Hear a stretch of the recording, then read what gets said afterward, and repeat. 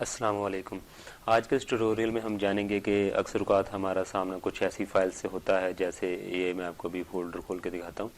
इसमें ये RAR file है और ये ज़िप फाइल है और ये एक ISO इमेज है, डिस्क इमेज फाइल है। तो इनको अक्सर हमें खोलना पड़ता है। तो जब हम इन्हें खोलने की कोशिश करते हैं तो ये ओपन नहीं हो पाती। ये साथ में इनकी अब मैंने एक्सटेंशन ऑन कर दी है, तो आ रही है ज़िप और RAR और ये ISO। तो इनको खोलने के लिए हम कौन सा सॉफ्टवेयर इस्तेमाल करें? अमूमन जो लोग सॉफ्टवेयर इंस्टॉल करते हैं वो है WinRAR के नाम से, जिसके ज़रिए आप इन फाइल को आसानी से खोल सकते हैं। लेकिन इसके साथ जो सबसे बड़ा प्रॉब्लम है सॉफ्टवेयर के साथ, वो ये है कि ये सॉफ्टवेयर फ्री नहीं है। आपको ये ख़रीदना पड़ता है, नहीं तो आपको बार बार ये वार्निंग देता रहता है। तो इसके लिए मैं आपको दूसरा एक ज़बरदस्त सॉफ्टवेयर बताने जा रहा हूँ आज, वो है 7-Zip। ये बिल्कुल फ्री सॉफ्टवेयर है।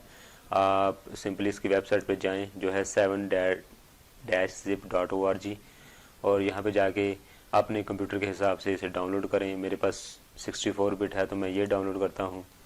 छोटा सा है, सिर्फ 1 MB का सॉफ्टवेयर है। ये डाउनलोड हो जाएगा। तो जब ये डाउनलोड होगा तो आप बआसानी इसको इंस्टॉल करें। अभी मैं आपको सारे प्रोसेस से गो थ्रू करके दिखाता हूँ। ये अभी डाउनलोड हो जाएगा। अपना ब्राउज़र क्लोज़ करता हूँ, इसको ओपन करता हूँ और इंस्टॉल के ऊपर क्लिक कर दिया। ये इंस्टॉल हो गया।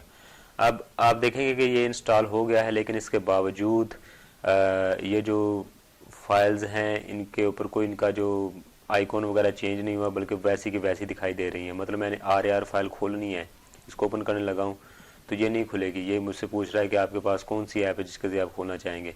तो मसला इस सॉफ्टवेयर के साथ वक्ती तौर ये होता है कि शुरू में आपको कंप्यूटर को बताना पड़ता है कि आपने ये जो फाइल है मतलब वो किसके साथ खोलनी है। तो मैं दोबारा खोल के करके दिखाता हूँ। इसके ऊपर डबल क्लिक किया, ये पूछेगा। अगर आपके पास विंडोज 7 है तो डिफरेंट तरीके से थोड़ा सा पूछेगा, लेकिन कमोबेश तरीका यही होता है कि आपने जाके प्रोग्राम में जाना है। और मैं ये नीचे क्लिक करता हूँ, look for another app on this PC। यहाँ पर जाता हूँ तो ये आपके प्रोग्राम फाइल्स का जो फोल्डर होगा उसके ऊपर सबसे पहले ये 7-Zip का फोल्डर आ रहा होगा। इसके ऊपर क्लिक करता हूँ तो ये आपने जाना है 7ZFM। इसके ऊपर क्लिक करें और ओपन कर दें, और आप देखेंगे कि ये जो RAR फाइल वाले 2 ऑप्शंस हैं, जो 2 RAR फाइल्स थी उनके साथ ही इसका लोगो आ गया है 7Z वाला। तो अब मैं इसको क्लोज़ करता हूँ, दोबारा डबल क्लिक करूँगा फाइल के ऊपर तो ये बआसानी खुल जाएगी। उसके बाद ये ऊपर वाली एक फ़ाइल है, इसको मैं खोल की कोशिश करता हूँ तो ये भी खुल जाएगी। इसको मैं ऐसे ड्रैग करके बाहर एक्सट्रैक्ट कर सकता हूँ। मैंने इसको अभी एक्सट्रैक्ट कर लिया तो ये आपके सामने ये फ़ोल्डर आ गया। फ़ोल्डर खोल के देखता हूँ तो ये मेरे सामने ये बुक पड़ी हुई है जो इसके अंदर थी। तो इसके अलावा ये दूसरी ज़िप फाइल्स हैं, ये तो वैसे भी आपका जो कंप्यूटर होता है वो वैसे खोल लिया करता है ऐसे। लेकिन उसके साथ मसला ये होता है कि अगर आप एक चीज़ ओपन करेंगे तो आपको मतलब कि ये एक प्रोग्राम की तरह आपको हेल्प नहीं करता बुनियादी तौर पर आपका कंप्यूटर। तो इसको भी मैं इसी तरीके से ओपन विद करता हूँ। आप जाएंगे ना, इसको राइट क्लिक करेंगे तो बजाय ओपन विद कहीं पे जाएं, इसको यहाँ पे जाकर ओपन विद करें। यहाँ पे 7-Zip का ऑप्शन आ रहा होगा, इसके लिए डायरेक्टली आप ओपन आर्काइव कर सकते हैं। इसको आप आर्काइव को ओपन करेंगे, इन सब को मैंने सेलेक्ट किया और इसको मैंने ऐसा एक्सट्रैक्ट भी कर सकता हूँ। ये मैंने किया, ये तीनों बाहर आ गए। दोबारा डिलीट करता हूँ।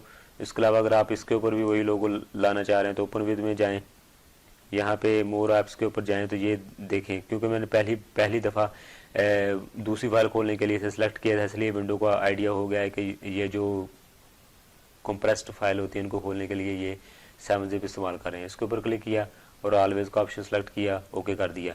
तो ये ऑटोमेटिकली ये देखें, ये भी अब इसी में जो भी ज़िप फाइल होगी अब इसी में ओपन हुआ करेगी। तो ये बुनियादी तौर पर ये जो ज़िप RAR फाइल्स होती हैं इन्हें कंप्रेस फाइल कहा जाता है। तो कंप्रेस का मतलब होता है किसी चीज़ को समेट, मतलब कि कंप्रेस करने की कोशिश करना ताकि उसका जो साइज़ है उसका जो वो कम हो जाए। तो ये एक तीसरे नंबर पे फाइल मैं एक और खोलने लगा हूँ, ये है ISO फाइल। ISO फाइल बुनियादी तौर पे आप ये डिस्क इमेज फाइल होती है, क्या इसके ऊपर क्लिक करेंगे वैसे ही तो उसी वक्त आपकी ना इसको इसने वैसे खोल दिया। लेकिन इसके ऊपर राइट क्लिक करके आप देखेंगे तो आपको ये पहला ऑप्शन माउंट का आ रहा होगा या दूसरा ऑप्शन आ रहा है बर्न डिस्क इमेज। मतलब है कि आपके अगर लैपटॉप में या कंप्यूटर में कोई बर्नर है, बर्नर का मतलब DVD राइटर है या CD राइटर है, तो आप उसमें एक खाली CD या DVD डालेंगे, इसके ऊपर जाएंगे, इसके ऊपर राइट क्लिक करके माउंट के ऊपर क्लिक करेंगे तो ये सामने मैंने खोल दिया, इसको कॉपी करके उसमें पेस्ट करेंगे और बाद में बर्न कर देंगे तो ऑटोमेटिकली ये आपको ये देखिए मैंने माउंट के ऊपर क्लिक किया तो ऑटोमेटिकली उसने माउंट कर दिया है, मतलब है कि उसने एक नई ड्राइव से बना दिया है।